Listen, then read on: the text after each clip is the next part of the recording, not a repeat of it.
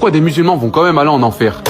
Yacine? Parce qu'en fait, il y a des musulmans qui croient en Dieu et qui sont musulmans mais qui ont commis de graves péchés comme faire du meurtre ou autre. Et du coup, pour expier ces péchés-là, Allah va les mettre en enfer temporairement, mais ils sortiront après. Le jour du jugement, le messager alayhi salatu wa salam nous informait que on emmènera un homme de sa communauté devant Allah subhanahu wa ta'ala et on déploiera pour lui 99 registres. Chacun s'étendra aussi loin que la vue porte. Imaginez, vous avez ici des anges qui écrivent constamment ce que vous faites. Le jour du jugement, hop, on vous ramène 99 registres et ça s'étend vraiment extrêmement loin. Et Allah dira à cet homme, nie-tu quoi que ce soit de cela, de ce que ces scribes ont écrit? Est-ce que mes scribes t'ont-ils lésé? Est-ce qu'ils t'ont oublié? Et cet homme-là, avec une peur qui est immense à ce moment-là, il répondra non, Allah.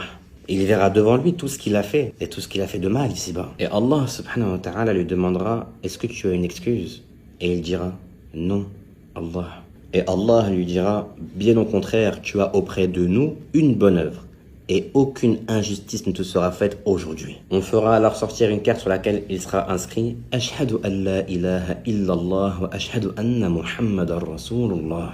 J'atteste qu'il n'y a de divinité digne d'adoration si ce n'est Allah et que Muhammad alayhi salatu wassalam est son messager. Puis Allah dira, faites venir la balance. Il sera donc mis les 99 registres d'un côté et cette carte de l'autre côté. Et cette parole-là, cette attestation, elle pèsera plus lourd que tout le reste. Pourquoi? Car rien n'est plus lourd que cette parole. Cette parole-là, c'est avec celle-ci qu'on atteste de At-Tawhid, la raison pour laquelle nous avons été créés. Mais bien évidemment, cette parole-là, par laquelle on peut être sauvé de par le fait que Allah accorde la miséricorde aux croyants, elle a des conditions. C'est une parole sur la langue, une croyance dans le cœur et des actes qui sont apparents. Quant à celui qui dit « je crois », mais la foi est dans le cœur, alors nous lui répondons une chose simple.